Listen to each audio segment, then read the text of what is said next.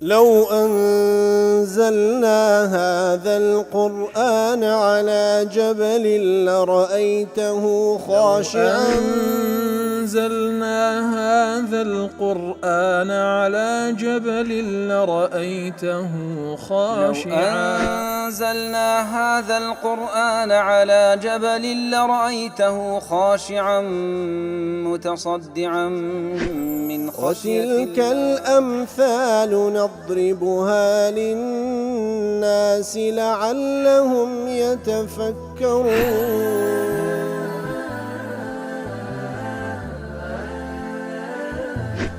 الحمد لله والصلاة والسلام على رسول الله وعلى آله وصحبه ومن والاه. السلام عليكم ورحمة الله. برزان خوش حام لواني 572 لواني كاين تفسير القرآن بيروز بيم وخزمتان بس رضامندي رب العالمين وهوادان مئوي آزي السودي لور بقرن. أعوذ بالله من الشيطان الرجيم. بسم الله الرحمن الرحيم. وهو الله في السماوات وفي الأرض يعلم سركم وجهركم ويعلم ما تكسبون. والله خوش وستان هل رب العالمين لوصف خويدا دفرمي أو ذاتي الله في السماوات وفي الأرض هل أو ذاتي كوا معبود مألوها لأسمان كانوا زوي برستراوي بحق لأسمان كانوا لزوي يعلم سركم وجهركم أو ذاتيكوا نهينيا كانوا آشكرا كانتان دزاني ويعلم ما تكسبون وهروها آقادار بوكارو كردواني كديكن برخوش يستان. وهو الله في السماوات وفي الأرض أي المعبود فيهما أو ذاتي لأسمان كانوا لزوي تاك معبودي بحق لأسمان كانوا لزوي يعلم سركم وجهركم نهينيا كان تاندزاني وآشكرا كانش تاندزاني أي من الأقوال لو قساني كذيكن أو الدواعي والصوارف القلبية وهروها همو أوشتاني كرنا ودلتانا داعية بهاندان دان لبوشتك ياخد شتيك لدلتان هي لا تندا لاشتواتن يتكاني ناودلش تاندزاني كنهينيا وأعمال الجوارح وأندام كان بأندام كان تسي أنزام ددن خواي يقول همو يدزاني نهێنی و ئاشکرا لە رب العالمین وەکو یەکە بەڵکو نهێنیەکەی بە پێش ئاشکراش خستە لەبەرەوەی تاوکو تێبگەین وەکو بەشەر نییە وەالعیاذ بالله زانینی نهێنی جوهدەچی بوێ ئاشکرا ئاسان دەیزانی بەڵام نهێنیەکە زەحمەتە نا لە بۆ خوای گەورە نهێنی بە پێشی ئاشکراکەش خستە لە بۆ خوای گەورە هەمووی وەکو یەکە سبحانه وتعالى ويعلم ما تكسبون واتە ئەوەی لە خەیر و لساكا وهروا لشر لخرافة أنزامي ددن هموي دزاني لخير أنزامي دن تاوك باداش تام داتو لشر أنزامي دن تاوك سسات تام بدا كواتا ليردا يعلم سركم وجهركم خو كردوكاني شتيدا خير وشر بلام ليردا بالتايبتي ديسان تركيزي لسر دكاتوا لبرسي لبروي كفرمي يعلم سركم وجهركم طبعا زهر لزمني جهركي أعمالكاني كبجوارح ما أنزام دين لسر لزمني نهانيكي أعمالكاني قلبية وهل السر جهر أو كردواني كبنهاني أنزام دي أو كردوان باشكر أو شيء تيدا لبرتي تأكيد لسركاته دفرمي وتخصيصه بالذكر مع اندراجه فيما سبق كاتك وبالتايبتي تأكيد لسر كارو كردو كان ما عندكاته لقل أوش كوال لبيش خوي عيني أي شيء تيدا كذا فرمي علم سركم وجهركم لإظهار كمال الاعتناء به تاوكو تيمان بقينيتن كوا أوي قرنجي بيددري أو كارو كردواني كأنزامي ددن الذي يتعلق به الجزاء بالي خواهي قول آقاداري نهيني وآشكرا كان تانو بتايبتي كارو كردو كان كأنزامي ددن لخير ولشر كوا سزاو باداشتي لسر بنا ذكري لويا دفرمي ويعلم آقادار وعلمي بيها باوكارو كردواني كأنزامي ددان زوكو إمام راز دفن الآيات تدل على كون الإنسان مكتسبا للفعل والكسب هو الفعل المفضي إلى اجتلاب نفع أو دفع ضر ويعلم ما تكسبون كاتك دفنمي باوكارو كردوان كديكن دفنمي وكسبة كسبت سيلنا وخوش من داري فلان كسابتك كسابت سيا عادة إنسان كاريك باختياري خوي بكا بمبستي أوي كوا سودي لي وربقري أو كسابته ليرج ذكر في المعلم ما تكسبون وكو إمام راز دفرمي أو بلغير سروي كوا ئێمە لە کار و کردەوەکانمان مخەیرین، خی گەورە اختیاریمان پێبەخشیە بەوەی کەوا کاتێکەوە چاکە دەکەین بە اختیاری خۆمان دەکەین بەو نیازەیەکەوە نەفعی لێوەربگرین و پاداش لێوەربگرینەوە و کاتێکەوە خۆمان لە گوناه دەپارێزین عینی بە نیازەوەکەوە خی گەورە پاداشمان بدات و خۆمان لە سزا دەپارێزین و ئەو کەسەی کەوا کردەوەی خراپیش دەکاتن بە هەمان شێو ئیویش کەس بە ئێویش بەو نیازەی دەیکا ئەوەلەن بە اختیاری خۆی دەیکە بەو نیازەش دەکە وەکو کەسابەتێک وەکە ئەنەما سوود لەو خراپەی وەردەگری بەڵام لە نەتیجەدا بە تەئکید ئەوەی دەڕک بچینی هەر نەتیجەکەشی بە خراپ وەردەگریتەوە.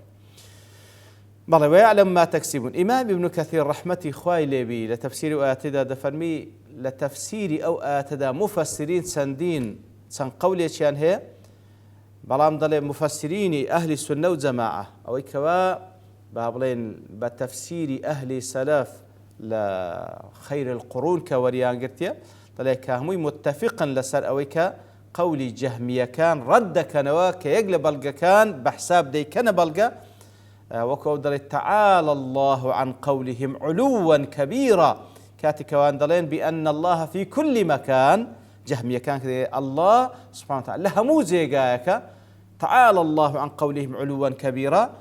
دەڵێ یەک لە بەڵگەکانین ئەو ئاەتەیە وهو الله في السماوات وفي الأرض واتە الله سبحانه وتعالى ئەوان ئەوهای لێک دەنەوە جەهمیەکان الله سبحانه وتعالى لە ئاسمانەکان و لە زەویە دەفەرمی تعالى الله عما يقولون علوا كبيرا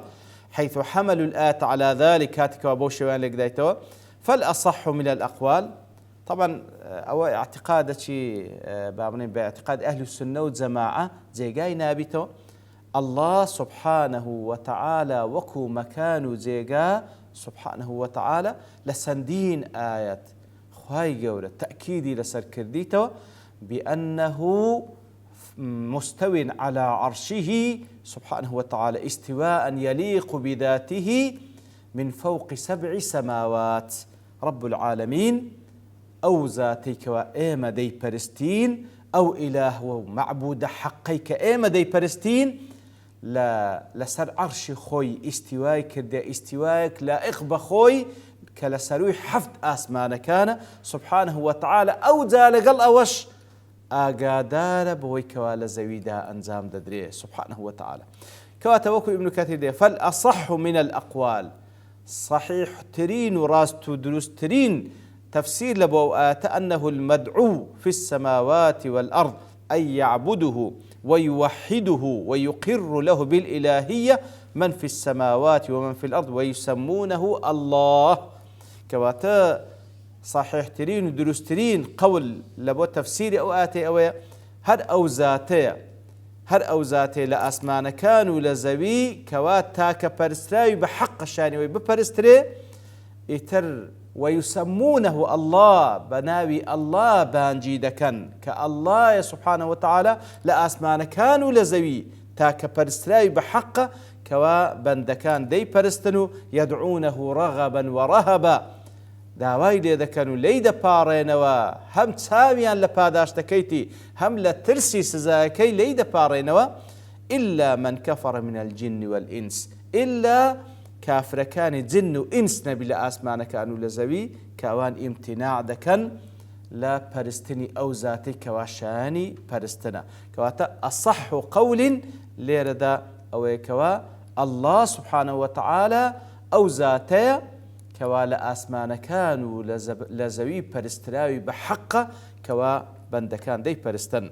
وهذه الآية على هذا القول كقوله تعالى وهو الذي في السماء إله وفي الأرض إله لسورة الزخرف كواتها عين أو ما نادى بخشك لسورة لو آتي سورة الزخرف هاتي وهو الذي في السماء إله هر أو ذاته لآسمانكان برستراوي هر أو ذاتش لزوي برستراوي بحقه فيكون قوله يعلم سركم وجهركم خبرا أو حالا كاتلوحات وهو الله في السماوات وفي الأرض فرستراوي بحق لأسمان كانوا لزوي أو ذا يعلم سركم وجهركم أو خبر يعني حال لبو أو جملة كم وهذا القول في الآية أظهر الأقوال ديال وكو لو سرتاج قلتي أو قولة أظهر الأقوال بهيسترين تفسير لبو أو آتا واختاره القرطبي إمام القرطبي شرع أو رأيه البجادة قولي دوم لو آتيك بەو شێوەش لێک دەدێتەوە وەکو ئیبن جەریری طەبەری لێشی دایتەوە وهو الله في السماوات هنا وقف تام وهو الله في السماوات أو ذاتيك لآسمان كان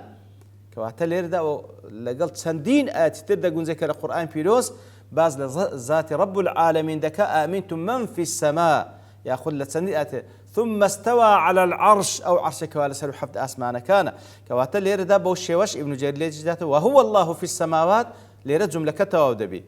ثم استأنف الخبر فقال وفي الأرض يعلم سركم وجهركم كواتا بوشيوش ابن جرير طبعا ليش دايته زوري جوان اللي قدانوكي أو ذاتيه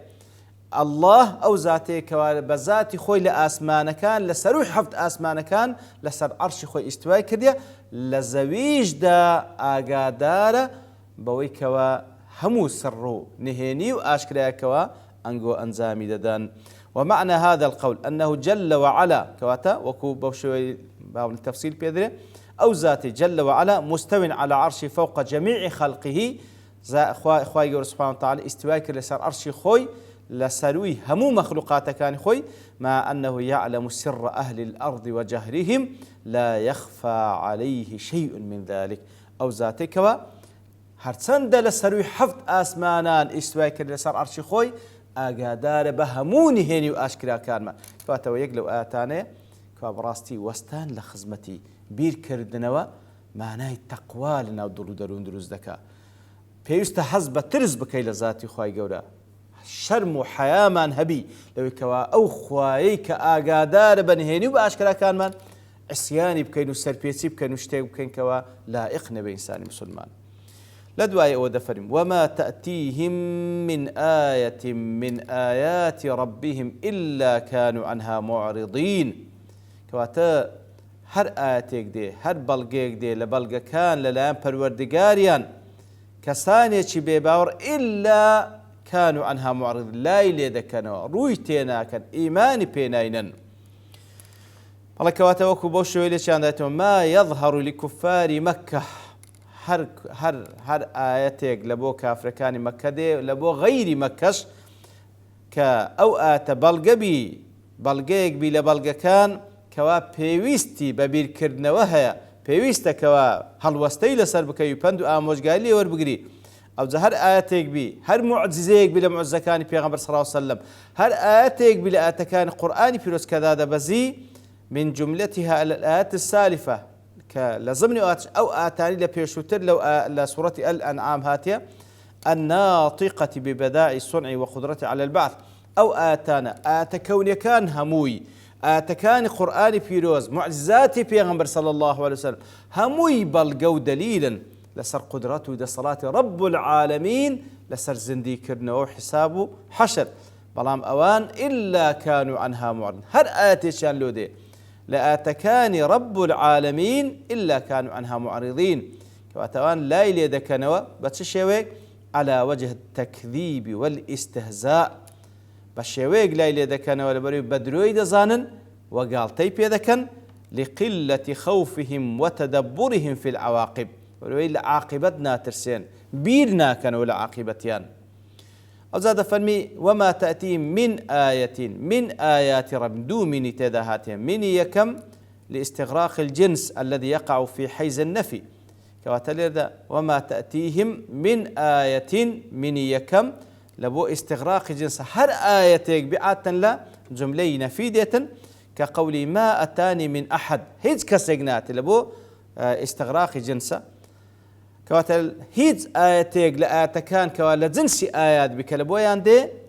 من آيات ربهم من يدوم لبو تبعيضة لو كوا هر آياتيك بي لآتكان كوا ليردا من يدوم لبو تبعيضة كوا بشق لا معجزات كان وآتكان دقريتو إلا أوان بشتي تيدا كان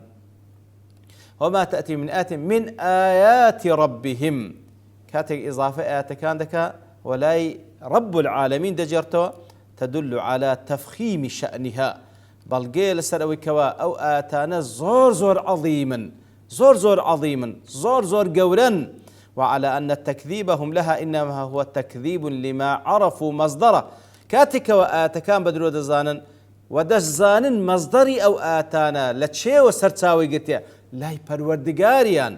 كما يدل على شدة عنادهم وإغالهم في الكفر والجحود وأوج بلغير سرويكوا لدواء ويدزان كأوآت الله پروردگاريان هاتيه أو بلغير سرويكوا بدروي دزانن أوان أو بري سنوريان بزان دي لكفر ثم بين سبحانه أنهم لم يكتفوا بالإعراض عن الحق لدواء أو أخواي قولا بديار دي أخي أوان بوندش اكتفانا كان كوا لا لحق كرديتو بلكو تجاوزي أوج دكن بوي كوا إلى التهكم بدعاته بلكو وكبلي قالتيان بو كساندي كوا بانجيان دكن لبو أو حقته بلكو زمان دريجيشيان لسر دكن وأنهم نتيجة لذلك المسلك الأثيم ولا نتيجي أو ريقا خطريك أوان قلتي تيانبر ستكون عاقبتهم خسرة بالتأكيد عاقبتيان زور عاقبتش خسارة من دانية لو إخوة يقول فقد كذبوا بالحق لما جاءهم فسوف يأتيهم أنباء ما كانوا به يستهزئون كأوآت لواني داهات وبشتوان رب العالمين دين خزمتي وصلى الله وسلم على نبينا محمد وعلى آله وصحبه أجمعين وآخر دعوانا الحمد لله رب العالمين. لو أنزلنا هذا القرآن على جبل لرأيته خاشعا